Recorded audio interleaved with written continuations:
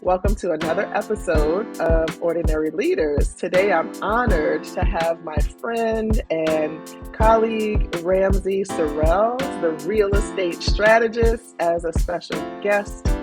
Ramsey, thank you so much for being on the podcast today. Thanks for taking the time out just to share a little bit about your leadership journey.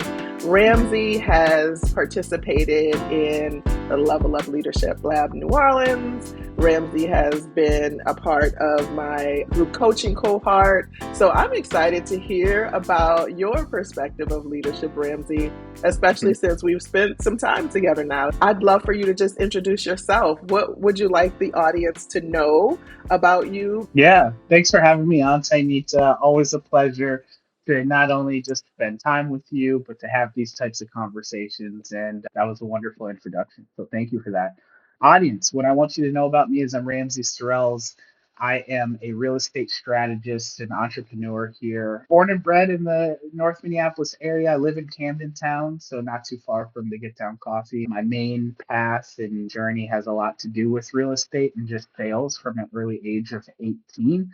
But my primary vocation is helping homebuyers and sellers and investors achieve their goals through real estate and the strategies that we put together for them from day one. On the side, I do some business brokering and I also work in commercial. So what I kind of like to refer to myself as is the master of movement. If you need to move, whether it's your business, whether it's your home, whether you're looking to upsize or downsize, I can help you do that. In my free time, I love to golf. That is almost a part-time job for me in and of itself. I have goals to maybe by the time I'm a senior to be on the senior PGA tour, own my own country club, do that type of stuff. Happy to be here on this podcast today. Awesome. I love that aspiration to own your own country club. And Mm-hmm. I wonder if there are any things that you want to highlight about your early life that's led Mm-hmm. you to be the leader that you are today. Yeah, I think a lot of it, when I think about my early childhood, I was always into sports, football, basketball, baseball. But I remember my first introduction to football, playing flag football in the first grade and choosing to be a quarterback. It was just a position that I was really drawn to. I think it also just had a lot to do with my personality of loving and wanting to be center of attention. But at the same time, I felt that from an early age, I had the ability to lead and be in and around all sorts of different types of people and be able to create community and have a good time while doing it. And so I think sports had a lot to do with my introduction to leadership. And as I got older, seventh and eighth grade, we're now putting the pads on in football. I'm still a quarterback. That led all the way up until my junior year of high school, where I was still the quarterback of our varsity football team. And alongside playing football, I also played baseball, which I considered myself to be a leader there. And just kind of had the confidence to communicate and work with all different types of people. I was also a little bit of a class clown growing up. And so I loved to just lead my classmates and just have a good time in that type of way, just bring light and bring energy to so many different situations that I was involved in. So I think my early childhood and the experiences that I had growing up definitely played a huge role into the leader that I am today. Well, it's no shocker that you were a class clown. Yeah, yes, yeah, absolutely. And I think that is a part of your leadership style, right? Definitely Mhm, not taking yourself too seriously, taking mhm, leadership too seriously. Talk to me a little bit about how you became a real estate mm, strategist. What led to that? Most people who go to independent schools pursue jobs or college education that is going to lead them into the corner office or some type of hierarchical role. And you seem to have chosen a different path. So, talk a little bit about where that came from. Yeah, that's a really, really great question. And there's so many different facets to what's led me to being a real estate strategist. I think it just comes down to me always wanting to be an individual, my own person, and not follow the crowd. And I went to Breck School, which is an independent school, from kindergarten all the way up until I graduated from high school. And at the time, I was one of the only black kids in my entire grade. And so right there, I was an individual. I had the freedom to be who I wanted to be and not really care about what people had to think or say about me being who I am. And so from a very early age, I've always kind of been marching to the beat of my own drum and have really leaned into that individualism. Really, the biggest turning point for me was when I graduated from high school. My mom told me, she said, "Hey, I've been paying for your education at Breck, and now I'm done. College is on you now. So I recommend you getting two jobs." And so I ended up getting three jobs that summer. My jobs were I was a junior camp counselor at Breck School, so working with kindergartners and first graders. So in that mindset, I was a leader. I was also a security guard at the ripe age of 18 at Lord Fletcher's. So I would stand outside either on the dock or at the entrance checking people's IDs before they go in and indulge in food and drinks. My third job was on the entrepreneurial side of things. It was selling Cutco cutlery. And between those three jobs, the one that I was most excited to come back to was Cutco. And the reason why I was drawn to coming back to that was because I was my own boss. I was in control of my results, which would lead to my income. And I just felt good about betting on myself. I'm someone that enjoys embracing ambiguity, and I kind of lean into uncertainty, have confidence that I'm going to, no matter what, be able to kind of figure it out for myself. So I chose that path because it gave me the skills, it gave me the knowledge and the confidence to be an entrepreneur. I thought being an entrepreneur was different. It was exciting. It allowed me to be an individual. It allowed me to divert from the commonly traveled road, right? One of my favorite quotes is the most commonly traveled road is the road to mediocrity. So, what I've always kind of leaned into is being my own individual, trying new things, being humble, being willing to learn, being coachable. And for me, that's what made the entrepreneurial journey a better fit and what led me to real estate. I worked for Cutco for 6 years. At the age of 20, I opened up my own office where I went out and I recruited sales reps. I was training sales reps and I was developing sales reps to go out and sell the product. So I was a leader and a mentor and a coach. That summer of me being a 20-year-old going out and running my own business led to me being hired into the role of division office manager for the next two following summers. So I was working directly under the division manager, running a multi-million dollar office at 21 and 22. And so that led to another level of confidence and upgrade. And then I graduated college and became a district manager.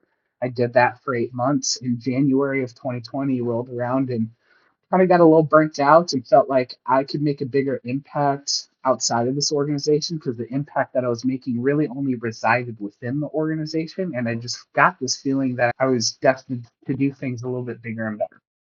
And so I left Cutco January of 2020. The week that I left, I had no plan, but I had three people tell me I should look into real estate. My girlfriend at the time, now wife, my barber, and my best friend from high school. Because as I was starting to lean into the idea of quitting Cutco, I was looking at jobs on Indeed, and one of the jobs was becoming a showing agent for real estate. So, oh, this sounds cool. This sounds right up my alley. And I ended up kind of looking into that, having some conversations, and people said, you might as well just get your license. You get paid way more. It's a better opportunity to actually make an impact on people, and you get to be your own boss. And so I went to go look at a couple brokerages. Long story short, that day I looked at Keller Williams and Realty One Group Choice. And at the end of that day, I said, I'm destined to do this. This is exactly my next step and what I want to do. After thinking about all the experience I gained from Cutco, it just felt like a natural transition to be able to really continue to sustain the things that I liked, but also build something really unique and exciting for the future. I love that. I love how you were open and the path unfolded. And Hmm. kudos to your mom for saying, look, this is on you now, Yes. and positioning you to have to figure it out. So let's talk about how you think about being a person of impact, right? So the work Mm-hmm. that we've done together, that's the ultimate goal. But I kind of have a sense that is a part of who you are as a part of your character from the very beginning. I'd love to hear about how you use real estate and your leadership skills that you've developed along the way to make a difference in the world. Totally. One thing that got me really excited about my transition into real estate was on the first day of real estate classes. So before I even got my license, I quickly realized that, whoa, I'm a bit of a key holder. I'm a gatekeeper. And I want to make sure that these gates are as wide open as possible for anyone that wants to learn about the process of either buying, selling, or investing real estate. And so when there's knowledge, there comes power. And that power is only utilized when you use that knowledge to your advantage, right? And so from day one, I made a promise to myself and my future clients that I'm going to lead with education. I'm going to lead with education.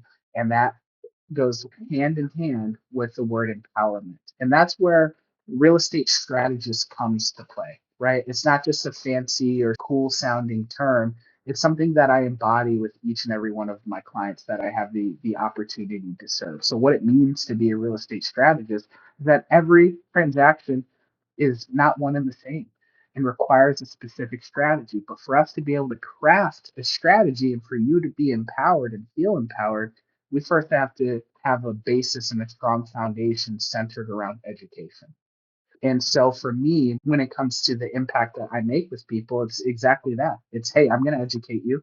I'm going to fill in the gaps of what you may not know. And while we're doing this, I want you to feel empowered to be able to make all of your own decisions every step of the way of the journey that we embrace together. And at the end of the day, when we close, whether you sold or you bought, you're going to say, thank you, Ramsey. And I'm going to say, no, thank yourself because you did this. I was just here to unlock the gates and open them up, but you're the one who took the step and continued to work hard throughout the entire process. So when I think about my leadership and the impact, it's really centered around empowerment, making people feel comfortable, making them feel confident, having fun in the process, and just doing my best to be the best server and leader that I can. I love it. I love it. I love that you see yourself as a gatekeeper who is Mm-hmm. willing to open the gate. Your representation matters and your understanding of that history around accessibility for home ownership among certain groups of people, BIPOC folks, folks who are lower middle class, is significant. Who mentored you? And talk a little bit about the importance of mentorship. Sometimes we feel like we got to figure it all out on our own. Mm-hmm. And anybody who's been successful has connected themselves to other people who have already done it, who've been there, done that. And so I wonder who those people are for you and how they've impacted you.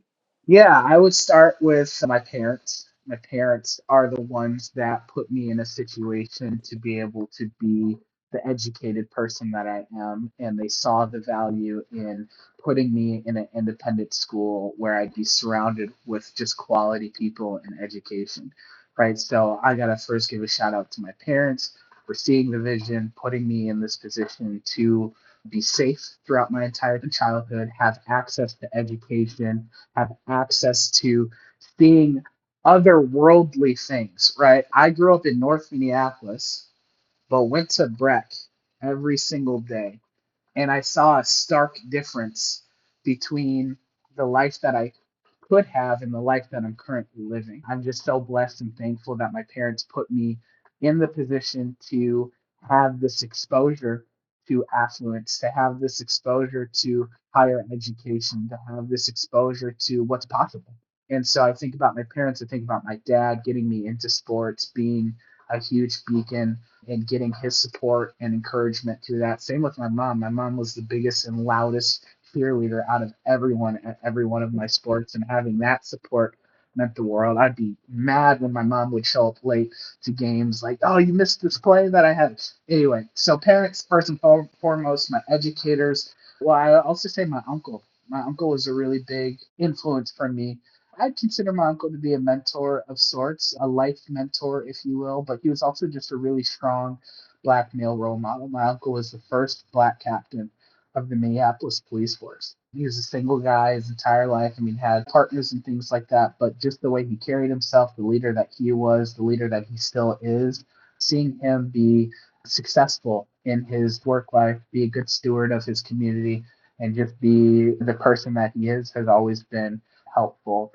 As I got into Cutco, especially that division office manager role, I would say probably one of the biggest mentors was Dane Espegard, my division manager.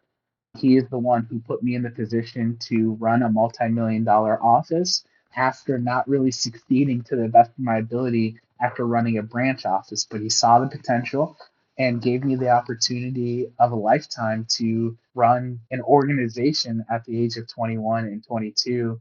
And for that, I'll forever be grateful because that was certainly the launching pad to give me the confidence to continue this entrepreneurial journey and just things that I learned from him, not only from a professional standpoint, but from a personal standpoint. Dana is an excellent husband and father, and just seeing that role model in lifetime, being so close to his family, having all sorts of shared experiences really gave me something to aspire to be like.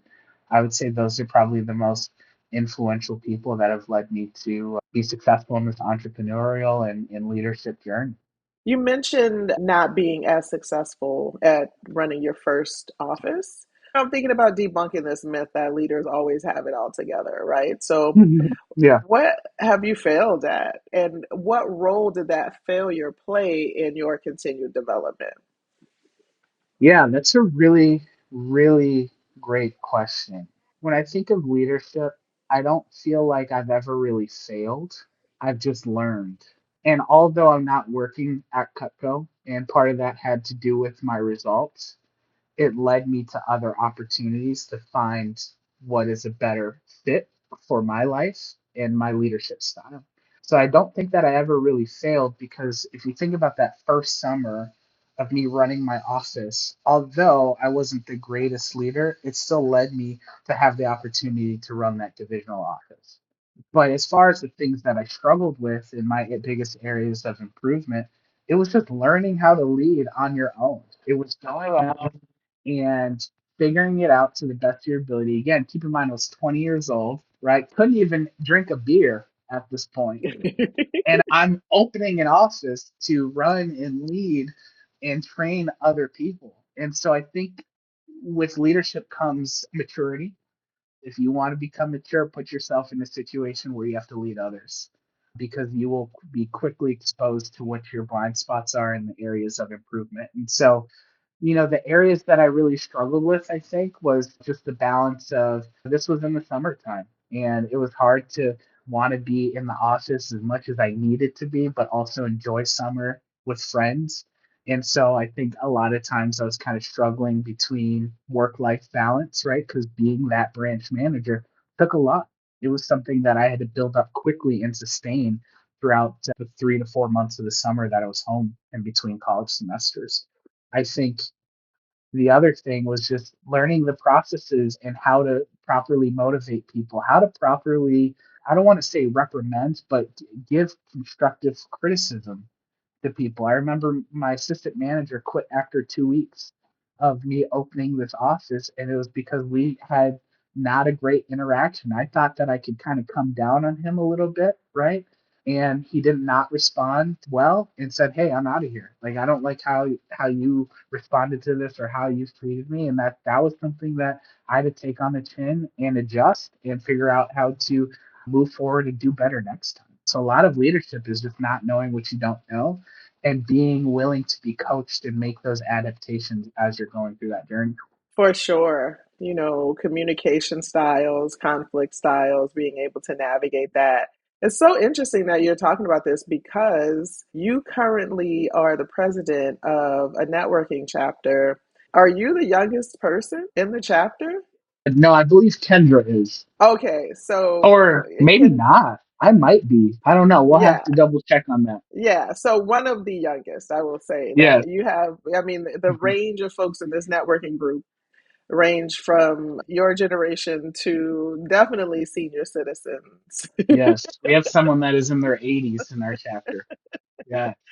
So, how do you navigate leading that as the president? How do you even think about that? And what approaches have been effective and what approaches have been ineffective? I don't really think about age very much. And I think part of the reason for that is because I'm desensitized. And what I mean by that is when I was working at Cutco and running my offices, I would have 30 to 40 to 50-year-olds that I would have to work with and train.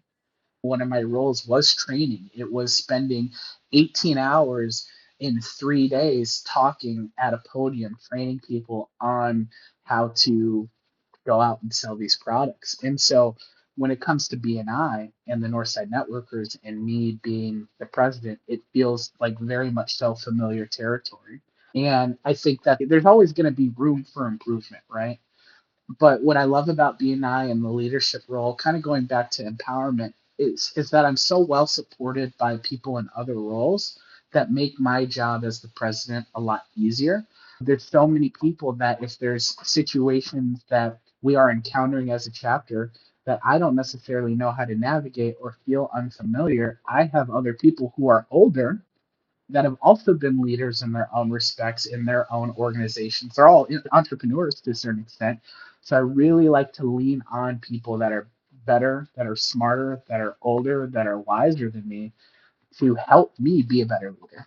Although I'm the president, does not mean I'm the smartest. It does not mean that I'm the most talented. It does not mean that I am the most successful. It just means that I'm the president. And my job as the president is to lead and continue to empower others to make sure that our team is functioning at a really high level and that we're moving together as one because it's a business at the end of the day. So I really like to rely on others around me and Yeah, ask I for help. mean, oh my God, that's the key right there, right? So asking for help and understanding that, yeah, you don't know all the answers. I think a lot of leaders position themselves to know it all, and that's a recipe Mhm. for disaster.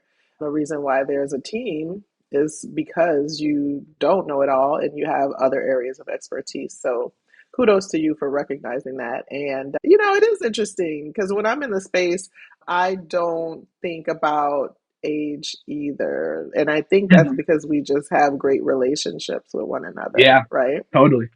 Yeah, so we get to know each other outside of those particular identity markers. It's very interesting. I think that has a lot to do with the way that you lead and the way that the leadership team holds space for the group. So Totally. just shout out to you for that. Thank I you. want to know, yeah, absolutely. What does success Hmm. look like for you? And then what Hmm. legacy do you want to leave? Yeah. Success for me. Ah, man, that's such a great question because I'm so focused on the day-to-day operations and life that I'm not a huge like 5 years down the road type of guy, 10 years down the road. What do I hope that I'm doing? Like I said at the beginning, I like to embrace ambiguity. If I know one thing about life is that it's unpredictable and you never know. Like I might not even be in real estate in the next 5 years. But to answer your question as far as legacy and what success looks like to me, what I want people to think about when I'm not here is how important community is and was to me. I want people to think about how I showed up for my community, how I supported my community, and I hope that inspires them to do the same. Really pouring into people that pour into you, for one, but also supporting people that need a helping hand and not being shy to give, even when you might not have the means to give much. I just think that giving is part of my legacy. It's something that I want to be known for, whether it's giving value, it's giving time, it's giving perspective. And giving money, right? But it's not always about the money. There's so many different ways to add value to other people's lives, but I really want people to think about the things that I've done for the community. I can't quite articulate it what that will look like because I don't know, but I do, part of the reason why I moved to Camden Town is to be closer to a already robust and bustling community. I take pride in the North Side. I've been on the North Side my whole life. I want to see Northside thrive, and I want to do everything that I can to contribute to that. And as far as what my legacy and what success will look like in that realm, I don't know because it hasn't been done yet. All I know is that, things like Northside Networkers and supporting Houston's business and being the facilities manager for Pillsbury United Communities, like these are areas right now that I'm impacting community and supporting my own neighborhood and the people that are within it. For me, what success would look like is me at the age of 80 still walking 18 holes and playing golf. And then also having, a happy marriage, having maybe a kid or two, traveling and living life on my own means as I'm doing today. That's what success looks like for me is continuing to have the same freedom and flexibility and impacting lives and empowering others. In the final minutes of our time together, I'd love to hear about a time where you had something funny or something go left, but Hmm. without saying anybody's names, Yeah. without saying anything that would reveal the who and where of it all. Hmm.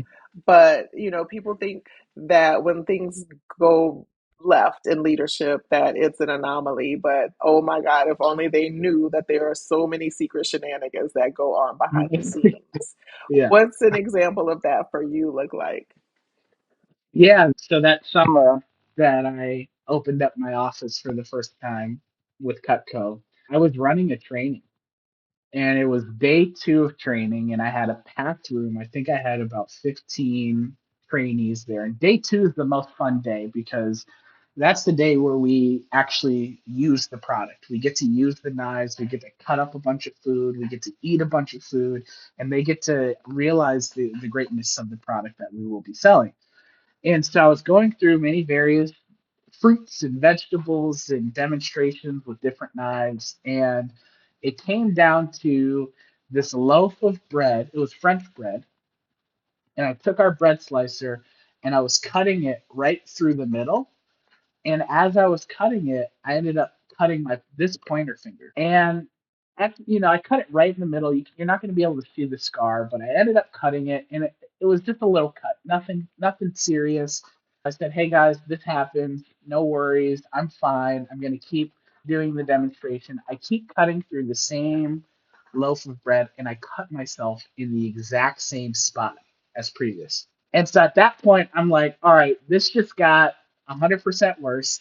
Let me drop this knife. Let me drop this bread. Let me go over to the sink and rinse this out. So I end up rinsing out the cut, but it is profusely bleeding. Like I really broke skin. I can't see the bone quite, but like I am bleeding. I'm wrapping gauze, band-aids, all this sort of stuff.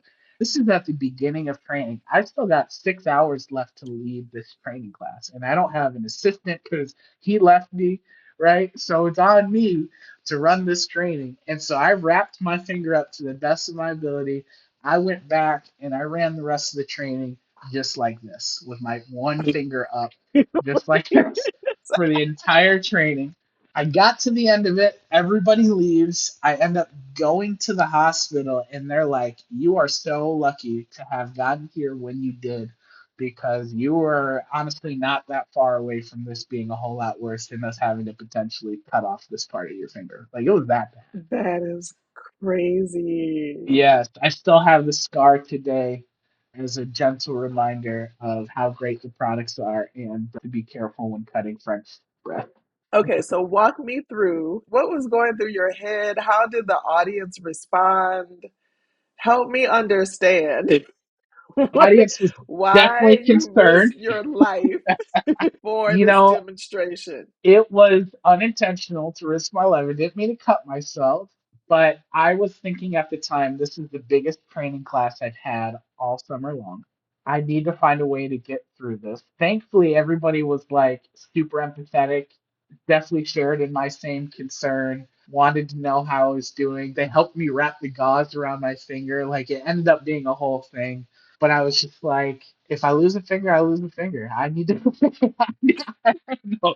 I know. I didn't have exactly the most healthy relationship with work-life balance at the time, and I had to make a way to finish it. And I didn't really have any other options. It was either I continue to run the training like this, or I send everybody home, I go get taken care of, and I may lose people on the next day. I might not have as great of a launch and things like that. So I had to make a pretty crucial game time decision, and I decided to continue to push on and move along and hope for the best.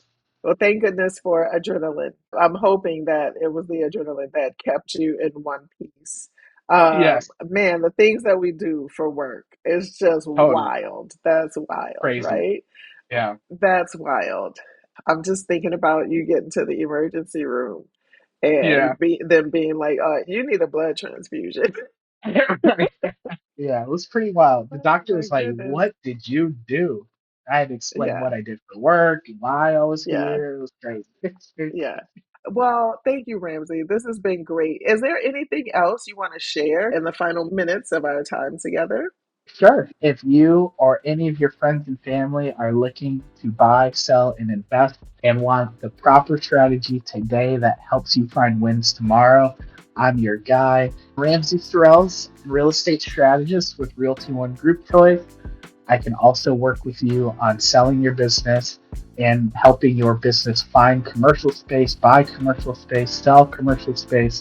So I'd love the opportunity to lead and empower you through real estate strategies to help you find excellence in your journey of buying and selling real estate. The other thing that I'll say is that I love my community. I love Camden Town. That's where I live. Come support, come buy coffee, come shop at the North Market, and I hope to see you out in community and celebrate with you and have a lot of fun. Thanks for having me, Tainita. I love this conversation, and let's do this again sometime. Thanks for spending a few minutes with me today. I hope this episode reminds you that leadership is within your reach, flaws, fears, and all. If this episode resonated with you, feel free to share it. Feel free to email me at wecoachingandconsulting@gmail.com. And as always, remember that you are already enough and you have everything you need to lead right where you are. Until next time, take care, stay courageous, and keep leading with love.